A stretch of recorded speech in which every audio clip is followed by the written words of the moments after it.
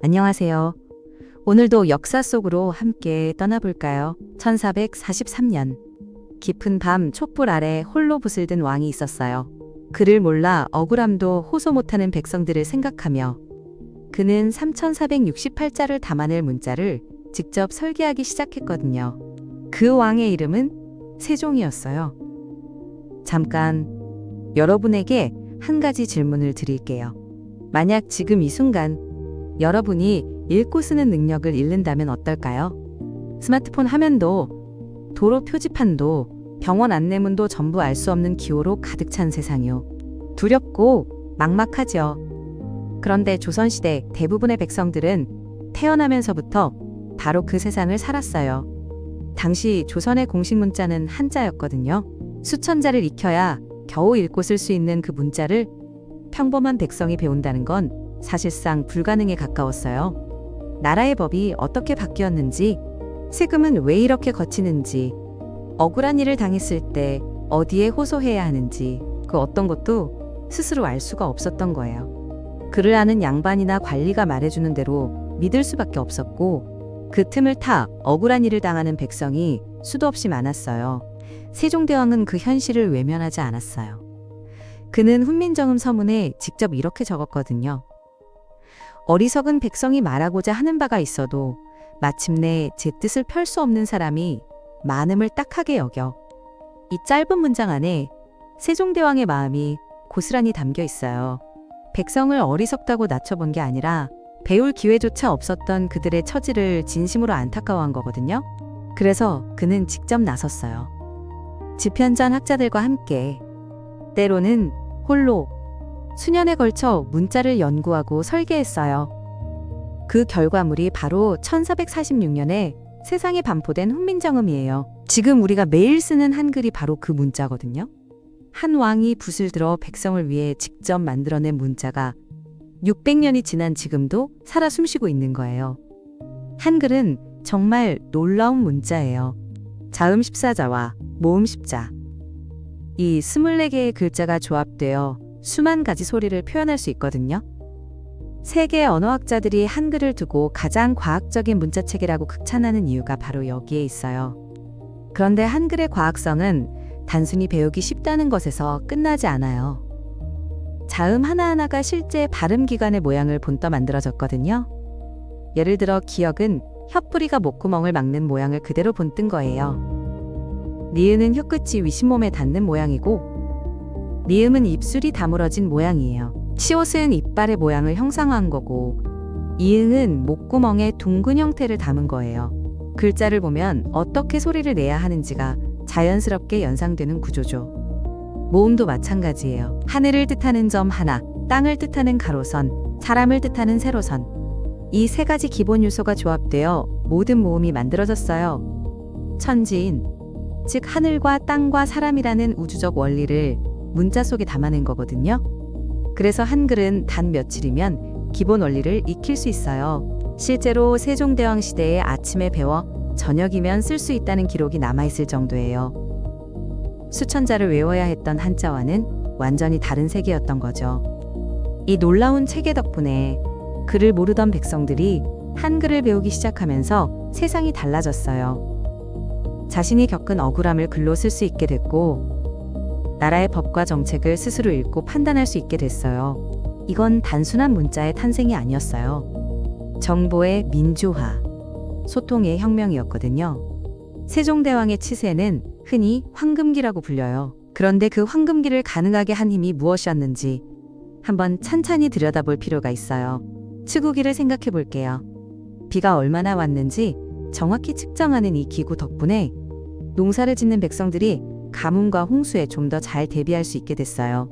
단순한 과학 발명이 아니라 농민의 삶을 지키기 위한 도구였던 거예요. 자경론은 어떤가요? 스스로 시간을 알려주는 물시계예요. 이 덕분에 백성들이 정확한 시간을 알 수 있게 됐고 일상의 질서가 잡혔어요. 앙부일구, 해시계도 마찬가지예요.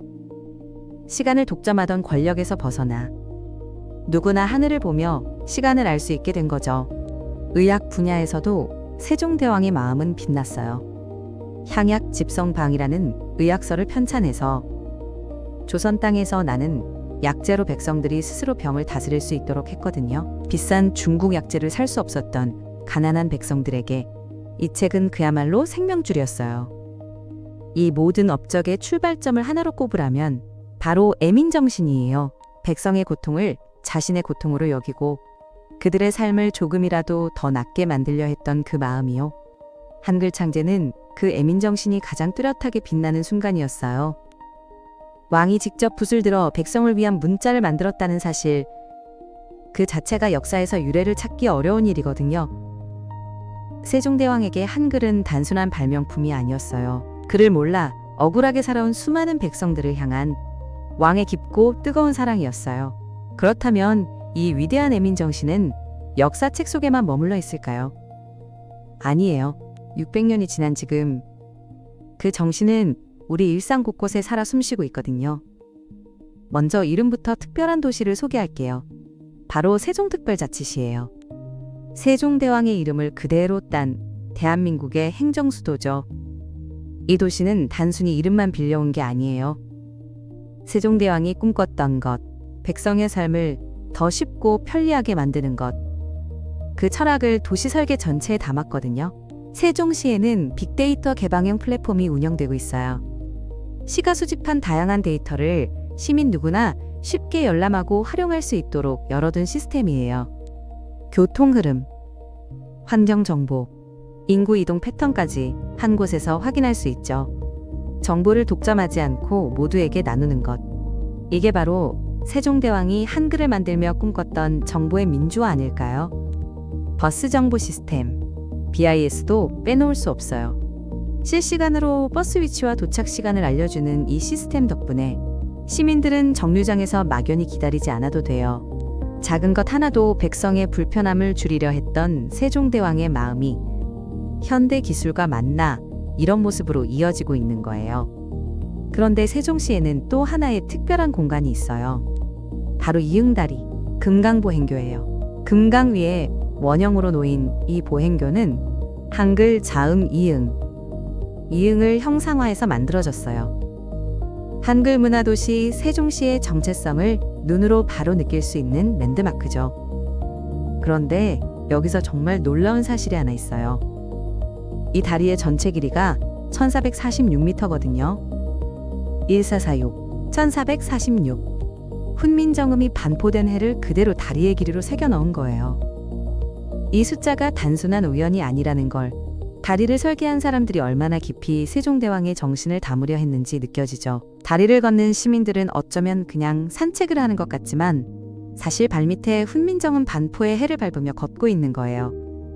아침 햇살 아래 조깅하는 시민도, 저녁 노을을 바라보며 걷는 연인도, 유모차를 끌고 나온 부모도, 이 다리를 건너는 모든 사람이 알게 모르게 600년 전의 역사를 몸으로 체험하고 있는 셈이에요. 한글 자음의 모양을 닮은 다리 위에서 훈민정음 반포의 해만큼의 거리를 걷는 것. 이보다 더 아름다운 역사 체험이 또 있을까요? 세종시는 그렇게 도시 전체로 세종대왕의 이야기를 쓰고 있는 거예요. 세종대왕의 정신은 도시에만 머물지 않아요. 서울 강동구에서는 공공언어 바로쓰기 캠페인을 펼치고 있어요. 행정문서에 가득한 어려운 한자어, 낯선 법률 용어들을 쉬운 우리말로 바꾸는 운동이에요. 생각해보면 이게 정확히 세종대왕이 했던 일이에요. 그를 몰라 억울하게 살아온 백성들을 위해 누구나 읽을 수 있는 문자를 만들었던 것처럼 지금은 누구나 이해할 수 있는 언어로 공공정보를 전달하려는 거죠. 그 효과는 숫자로도 나타났어요. 어려운 행정용어를 쉬운 말로 바꾼 뒤 시민들의 문서 이해도가 평균 70점에서 90점으로 올라갔거든요. 20점의 차이. 작아 보이지만 이게 얼마나 많은 사람들의 삶을 바꾸는지 생각해보면 결코 작지 않아요. 세종특별자치시의 빅데이터 플랫폼, 이응다리, 강동구의 언어 캠페인. 이 세 가지는 형태도 다르고 시대도 다르고 방법도 달라요. 하지만 하나의 질문에서 출발한다는 공통점이 있어요. 어떻게 하면 시민의 삶을 더 쉽고 편리하게 만들 수 있을까? 600년 전 세종대왕이 품었던 바로 그 질문이에요. 그 질문은 지금도 살아서 우리 도시를 설계하고 우리가 쓰는 언어를 다듬고 우리가 걷는 다리의 길이 속에 새겨져 있어요. 세종대왕의 애민정신은 박물관 유리 너머의 유물이 아니에요. 한 사람의 진심이 600년을 건너 지금 이 순간에도 우리 곁에서 현재 진행형으로 살아 움직이고 있는 거거든요. 그리고 그 정신을 기념하는 방법이 또 하나 있어요. 도시와 언어를 넘어 이번엔 축제로 이어지거든요. 충청북도 청주시에서는 매년 특별한 행사가 열려요. 바로 세종대왕과 초정약수 축제예요. 세종대왕 즉위 600도를 기념해 시작된 이 축제는 단순히 역사를 구경하는 자리가 아니에요. 핵심 가치는 딱 두 가지예요. 애민과 계몽이에요. 세종대왕이 평생 붙들었던 그 두 단어를 시민들이 직접 체험하고 느끼는 자리로 만든 거죠. 축제 현장에 가면 이런 장면을 볼 수 있어요. 작은 아이가 넓적한 한지 앞에 앉아 붓을 꼭 쥐고 혀를 살짝 내밀며 훈민정음 서문의 첫 글자를 또박또박 써내려가는 장면이에요. 옆에서 부모가 숨을 죽이고 지켜보고 있고 글자가 완성되는 순간 아이의 얼굴에 환한 웃음이 번지는 거예요. 600년 전 세종대왕이 백성을 위해 만든 그 글자를 지금 이 아이가 직접 손으로 쓰고 있는 거잖아요. 그 순간이 얼마나 감동적인지 현장에 있으면 저절로 가슴이 뭉클해진다고 해요. 청소년들은 세종대왕의 리더십과 창의성을 배우는 프로그램에 참여해요. 역사 속 인물이 아니라 지금 이 시대에도 배울 수 있는 살아있는 스승으로 만나는 거예요. 한글 자모를 활용한 놀이, 세종대왕의 발명품을 직접 체험하는 코너, 훈민정음 반포의 의미를 함께 토론하는 자리까지 온 가족이 함께 어우러지며 역사를 몸으로 느끼는 축제거든요. 지역 주민들이 함께 어우러지며 지역 문화 자체가 풍성해지는 효과도 있어요. 축제는 묻고 있는 거예요. 세종대왕의 정신. 우리는 지금 어떻게 이어가고 있냐고요? 그 질문에 답하듯 한글은 오늘도 세계 곳곳에서 빛나고 있어요. 대한민국의 실질 문맹률은 1% 미만이에요. 세계 최저 수준이거든요. 글을 몰라 억울했던 백성들의 시대에서 이제는 거의 모든 국민이 자유롭게 읽고 쓰는 나라가 된 거예요. 그뿐만이 아니에요. 전 세계 80여 개국의 세종학당이 운영되고 있어요. 외국인들이 한국어를 배우기 위해 스스로 찾아오고 있거든요. K-드라마, K-팝, K-웹툰, 이 모든 한류 콘텐츠의 뿌리에는 한글이 있어요. 세종대왕이 600년 전에 심은 씨앗이 지금 전 세계에서 꽃을 피우고 있는 거예요. 생각해보면 정말 놀라운 일이에요. 한 사람의 진심이 600년을 건너온 거잖아요. 백성이 제 뜻을 펼 수 없음을 딱하게 여겨. 그 한 문장의 마음이 오늘날 수억 명의 삶을 바꿔놓은 거예요. 시대는 달라졌어요. 조선시대의 백성은 이제 디지털 시대의 시민이 됐어요. 하지만 세종대왕이 꿈꿨던 세상은 여전히 유효해요. 모든 사람이 소통하고 존엄하게 살 수 있는 세상이요. 그 꿈은 지금도 계속되고 있어요. 어려운 행정 용어를 쉬운 말로 바꾸는 공무원, 외국인에게 한국어를 가르치는 선생님, 아이들에게 한글의 소중함을 알려주는 부모님, 이 모든 사람들이 세종대왕의 정신을 잇고 있는 거거든요. 그렇다면 여러분은 어떤가요? 일상 속에서 누군가의 말을 더 잘 듣고 더 쉽게 전달하려 노력한 적 있으신가요? 그 작은 실천 하나하나가 사실 세종대왕의 애민정신을 계승하는 일이에요. 위대한 유산은 박물관 안에만 있지 않아요.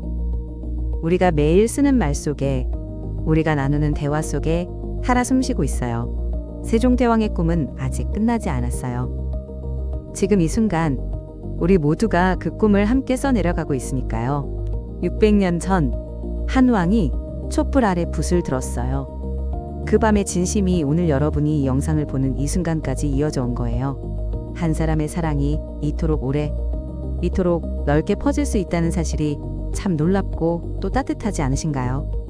오늘 영상이 도움이 되셨다면 구독과 좋아요 꼭 눌러주세요. 세종대왕의 정신처럼 더 많은 사람에게 이 이야기가 닿을 수 있도록요.